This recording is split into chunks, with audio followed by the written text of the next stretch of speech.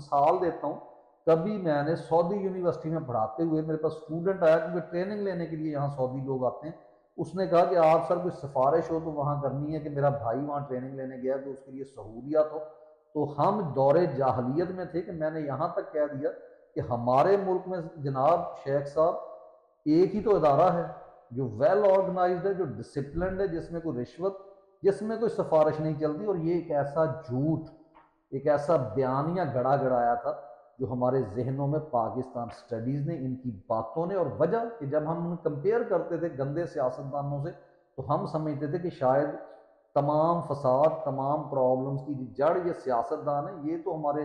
محافظ ہیں۔ لیکن آج آپ کو نظر آتا ہوگا کہ 10% مسٹر 10% عزیر بلوچ، جس کو اب تک لٹکا دیا جانا چاہیے تھا، یہ تمام کے تمام ان کے سہولت کار ہیں، ان کے لیے کام کرتے ہیں۔ اور یہ بیانیہ بات احمد نورانی صاحب کی ہو رہی تھی، انہی کے بات سے آگے بات نکل رہی ہے کہ احمد نورانی سے پہلے آپ کو عمران ریاض کو ہر یوٹیوبر اور ہر شخص کو ایک جو ہے اپنا نقطہ نظر تبدیل کرنا پڑے گا کہ نہ تو نواز شریف سیاستدان، نہ آج تک کوئی شخص اپنے طور پہ سیاست میں آیا ہے۔ بھٹو صاحب آئے تھے تو وہ ایوب خان کو ڈیڈی ڈیڈی کہہ کر آئے تھے۔